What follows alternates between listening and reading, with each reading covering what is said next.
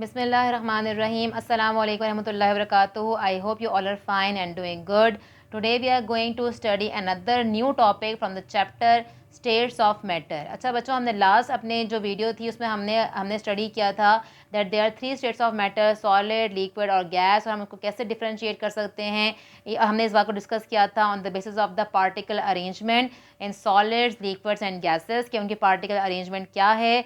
Solids के अंदर particles they are tightly packed, in the liquid the particles are far apart from each other, और in the gases the molecules they are very far apart from each other that they are free to move about from one place to another. ठीक है, तो अगर बात करते हैं forces of attraction की, तो हमने पढ़ा था कि in the solids the particles they have very strong forces of attraction, जबकि लिक्विड्स के अंदर they have less forces of attraction as compare to solids, और गैस मॉलिक्यूल्स जो होते हैं उनके दरमियान में किसी किस्म की कोई फोर्सेस ऑफ अट्रैक्शन नहीं होती, इसीलिए ना वो करीब आते हैं ना वो दूर, मतलब वो बिल्कुल एक दूसरे से दूर दूर रहते हैं और इजीली फ्रीली मूव कर रहे होते हैं from one place to another. ठीक है, तो आज अपने जो पढ़ना है टॉपिक, हमने आज पढ़ना है डिफ्यूजन। हम ये पढ़ेंगे कि डिफ्यूजन जो है वो क्या होता है।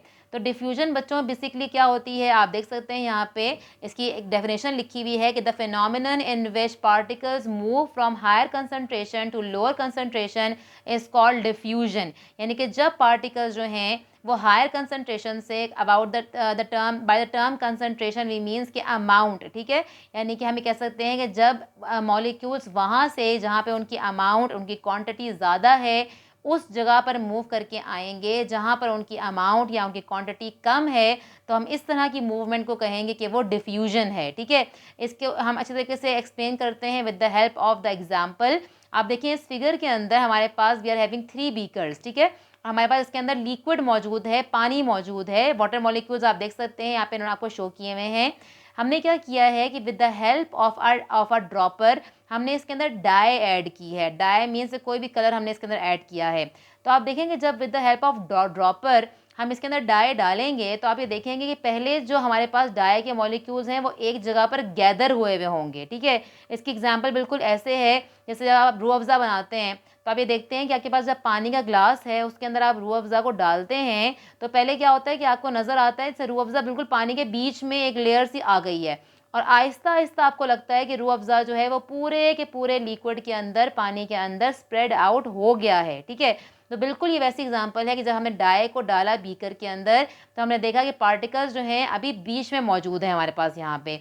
लेकिन क्या हुआ, जैसे जैसे वक्त गुजरा with the passage of time हमने ये देखा कि अब ये पार्टिकल्स जो हैं ये स्प्रेड आउट करना शुरू हो रहे हैं, यानी कि वो उस जगह पे जा रहे हैं जहाँ पे इनकी अमाउंट या इनकी कंसंट्रेशन कम है, वहाँ पे जाना शुरू हो रहे हैं। और कुछ टाइम के बाद आप देख सकते हैं इन द थर्ड बीकर क्या हुआ है कि अच्छे तरीके से सारे के सारे मॉलिक्यूल्स जो हैं वो स्प्रेड आउट हो चुके हैं इवनली पूरे के पूरे वाटर के अंदर, आपको अब ये नज़र आ रहे हैं। ठीक है, बेसिकली क्या है, इस तरह की जो मूवमेंट है जिसके अंदर मॉलिक्यूल्स जो हैं वो लोअर कंसंट्रेशन से, सॉरी हायर कंसंट्रेशन से लोअर कंसंट्रेशन की तरफ मूव कर रहे हैं, और उसके बाद एक इक्विलिब्रियम स्टैब्लिश कर रहे हैं। By the term equilibrium we means balance, balance आ गया ना। आप देखें पहले यहाँ पे हमें ज़्यादा पानी नज़र आ रहा था और कम डाई थी, मगर अब इस फिगर में आप ये देख सकते हैं कि डाई के मॉलिक्यूल्स जो हैं वो इवनली स्प्रेड आउट हो चुके हैं थ्रू आउट द लिक्विड। तो इस तरह के मूवमेंट ऑफ पार्टिकल्स को हम क्या कहते हैं कि ये डिफ्यूजन है।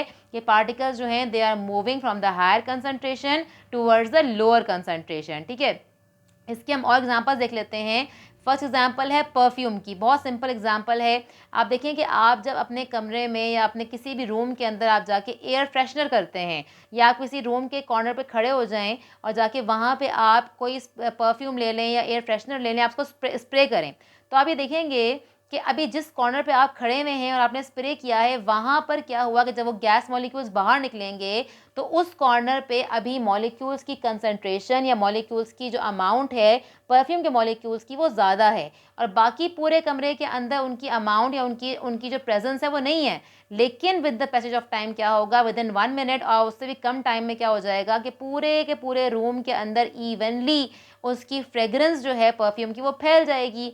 कैसे फैल जाएगी कि मॉलिक्यूल जो थे वो एरिया ऑफ हायर कंसंट्रेशन से मूव करके वहाँ गए हैं जहाँ पे उनकी कंसंट्रेशन, उनकी अमाउंट या उनकी क्वांटिटी नहीं थी। ठीक है, तो इस तरह की, और आपने देखा कि आफ्टर सम टाइम क्या होगा कि पूरे रूम के अंदर फ्रेगरेंस जो होगी एयर फ्रेशनर की या परफ्यूम की वो आपको आपको जो है वो फील होना शुरू हो जाएगी। इसका मतलब ये है कि ये फ्रेगरेंस आपको कैसे फील हुई। ज़ाहिरी बात है कि मॉलिक्यूल्स ने मूव किया है, वो हायर कंसंट्रेशन से लोअर कंसंट्रेशन की तरफ आए हैं और उन्होंने एक इक्विलिब्रियम स्टैब्लिश किया है, जिसकी वजह से we are able to smell the fragrance of the perfume. ठीक है, तो इस तरह की मूवमेंट को हम कहते हैं कि ये मूवमेंट कौन सी है, ये डिफ्यूजन है। ठीक है, इसके एक और एग्जांपल हम देख लेते हैं बलून्स की। बलून्स का बच्चों को बहुत शौक होता है, जो गैस वाला गुब्बारा जिसे हम कहते हैं। बेसिकली वो जो गैस होती है इस बलून के अंदर, वो हीलियम गैस होती है। ठीक है, अब होता है कि आप देखते हैं कि आप गुब्बारा लेकर आते हैं, आके आप उसको अपने कमरे में छोड़ देते हैं तो वो छत से जाके लग जाता है। लेकिन after some time, after 1 day और 1.5 डे क्या होता है कि वो बलून्स जो हैं वो आहिस्ता आहिस्ता नीचे आने शुरू होते हैं और फिर इवेंचुअली बिल्कुल ही आपके क्या कह सकते हैं कि उनकी हवा निकल जाती है और वो ज़मीन पर गिर जाते हैं। ऐसा क्यों होता है? ऐसा इसलिए होता है बच्चों कि जो गुब्बारा है उसकी स्किन के अंदर होते हैं बहुत छोटे छोटे से पोर्स। ठीक है, बहुत छोटे छोटे सुराख होते हैं इसकी स्किन के अंदर। और गैस के अंदर ये एबिलिटी है मॉलिक्यूल्स के अंदर कि they are free to move about, वो तो मूव कर रहे हैं, उनको जहाँ से भी जगह मिलेगी बाहर निकलने की वो बाहर निकलेंगे वहाँ से। तो अब अगर इस बलून की स्किन के अंदर छोटे छोटे पोर्स मौजूद हैं और गैस भी मुस्तकिल मूव कर रही है, तो ज़ाहिरी बात है कि वो गैस मॉलिक्यूल्स जो होंगे वो इसकी स्किन से निकलकर बाहर आएंगे। अब देखो अभी इस वक्त ये है कि जो आपका बलून है उसके अंदर जो कंसंट्रेशन है हीलियम की वो ज़्यादा है और बाहर जो है वो नहीं है। तो इसका मतलब ये है कि मॉलिक्यूल्स जो हैं वो हायर कंसंट्रेशन से मूव करके बाहर की तरफ आएंगे जहाँ पे उनकी कंसंट्रेशन जो है वो कम है। ठीक है, तो डिफ्यूजन हो रही है और इस डिफ्यूजन की वजह से ही जो गैस है, जो हीलियम है, वो गुब्बारे से बाहर निकलेगी और आफ्टर सम टाइम क्या होगा कि आपके जो बलून है उसकी सारी हवा बाहर निकल जाएगी और वो नीचे आके ज़मीन पर जो है वो गिर जाएगा। ठीक है, तो ये भी यहाँ पे भी क्या हुआ है कि जो मॉलिक्यूल्स की मूवमेंट हुई है from the higher concentration to the lower concentration, it is called as the diffusion. Third example हमारे पास आ जाती है साइकिल की। साइकिल के जो टायर्स होते हैं, आप देखेंगे कभी कभी ऐसा होता है कि टायर के अंदर पंचर हो जाता है, उसकी हवा जो है वो सारी बाहर निकल जाती है, फिर हम जाते हैं पंचर लगवाने के लिए। ठीक है, मतलब पंचर का मतलब ये कि जो ट्यूब है उसके अंदर कोई सुराख हो गया, ज़ाहिर बात है जब सुराख होगा तो फ़ौरन गैस जो है वो उसमें से बाहर निकलने की कोशिश करेगी, तो आपका जो टायर है उसकी हवा जो है वो बाहर निकल जाएगी, वो डिफ्लेट कर जाएगा। ठीक है, अब क्या होता है कि जब हम इसके हवा भरवाने जाते हैं तो वो क्या करते हैं कि उनके पास एक इंस्ट्रूमेंट होता है जिसके ज़रिए वो प्रेशर डालते हैं और उसके अंदर हवा उसके अंदर होती है, वो हवा जो होती है उसके अंदर से निकल के इस टायर के अंदर आ जाती है। इसका मतलब ये है कि उस इंस्ट्रूमेंट के अंदर जो कंसंट्रेशन होती है हवा की या एयर की वो ज़्यादा होती है, इसकी ऑलरेडी एयर जो है वो निकली हुई है, तो ये जो मूवमेंट है इसके ज़रिए क्या होता है कि इन टायर्स के अंदर हवा जो है वो भरी जाती है। तो ज़ाहिरी बात है ये भी ऐसी ही मूवमेंट है कि हायर कंसंट्रेशन से लोअर कंसंट्रेशन की तरफ जा रही है। तो इसका मतलब ये है कि जो साइकिल के टायर्स के अंदर हवा भरी जाती है वो किस फिनोमेना के ज़रिए भरी जाती है, by the phenomenon of diffusion. ठीक है, तो अब यहाँ तक हमने ये बात हमें क्लियर हो चुकी है कि डिफ्यूजन जो है वो हमने 2 स्टेट्स ऑफ मैटर के अंदर तो पढ़ ली कि डिफ्यूजन जो है वो हमारे पास लिक्विड्स के अंदर भी हो रही है और गैसेस के अंदर भी हो रही है। क्यों हो रही है? इसलिए हो रही है कि मैंने आपको शुरू में ही ये बात बता दी थी कि लिक्विड्स के मॉलिक्यूल्स और गैसेस के मॉलिक्यूल्स, इनके दरमियान में स्पेसेस होती हैं and they are free to move about, वो मूव कर सकते हैं, वो एक जगह से दूसरी जगह जा सकते हैं। लिक्विड्स के अंदर भी ये एबिलिटी है कि दे कैन फ्लो और गैसेस जो हैं इनके अंदर भी ये एबिलिटी है कि ये फ्लो कर सकती हैं। ठीक है, तो यहाँ पे इजीली ये काम हो सकता है, डिफ्यूजन हो सकती है कि पार्टिकल्स जो हैं वो हायर कंसंट्रेशन से लोअर कंसंट्रेशन की तरफ जा सकते हैं। तो यहाँ तक हमें ये बात तो समझ में आ गई कि डिफ्यूजन जब होगी तो उसके लिए हमारे पास ये तो ज़रूरी है कि मॉप के पार्टिकल्स जो हैं उनका मूव करना लाजमी है। मूव करेंगे तभी वो हायर कंसंट्रेशन से लोअर कंसंट्रेशन की तरफ जाएंगे। और हमने ये बात की है कि पार्टिकल्स की मूवमेंट 2 स्टेट्स में ही हो रही है, लिक्विड्स में हो रही है और गैसेस में हो रही है। अब हम आ जाते हैं थर्ड स्टेट ऑफ मैटर की तरफ, जो कि हमारे पास है सॉलिड। तो अब सवाल यहाँ पे बच्चों ये पैदा होता है कि डिफ्यूजन जो है वो गैसेस के अंदर हो रही है, लिक्विड्स के अंदर हो रही है, तो क्या डिफ्यूजन सॉलिड्स के अंदर भी हो रही है? तो इसका जवाब मुझे बिल्कुल पूरी तरह उम्मीद है कि आप लोगों के दिमागों में आ चुका होगा कि सॉलिड के अंदर पार्टिकल्स की पहले हम देखते हैं कि जी अरेंजमेंट क्या है। तो अरेंजमेंट जो है पार्टिकल्स की वो ऐसे है कि they are very tightly packed, बहुत ज़्यादा टाइटली पैक हैं। There is no space between the particles of the solid, कोई पार्टिकल्स के दरमियान में स्पेस मौजूद नहीं है। अगर स्पेस मौजूद नहीं है तो इसका मतलब है कि they are not free to move about, ये मूव नहीं कर सकते।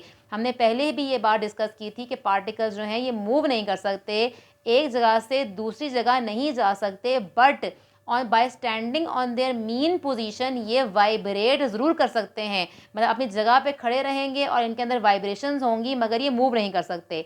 तो इसका मतलब ये हुआ कि अगर ये पार्टिकल्स बिल्कुल खड़े हुए हैं, अपनी जगह पे हैं, फ्री टू मूव अबाउट नहीं हैं, तो साफ हमें ये बात समझ में आ गई कि इसका मतलब है कि डिफ्यूजन जो है वो सॉलिड्स के अंदर नहीं होगी।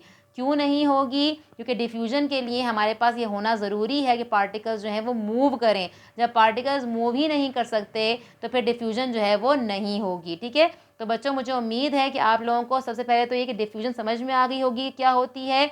The movement of particles from the higher concentration to the lower concentration is called as a diffusion. फिर हमने ये भी पढ़ लिया कि डिफ्यूजन जो है हमारे पास जो 3 स्टेट्स ऑफ मैटर हैं, सॉलिड, लिक्विड और गैस, उसमें लिक्विड और गैसेस के अंदर तो डिफ्यूजन होगी, लेकिन सॉलिड के पार्टिकल्स के अंदर डिफ्यूजन नहीं होगी। और क्यों नहीं होगी ये भी आपको अच्छे तरीके से समझ में आ गया होगा।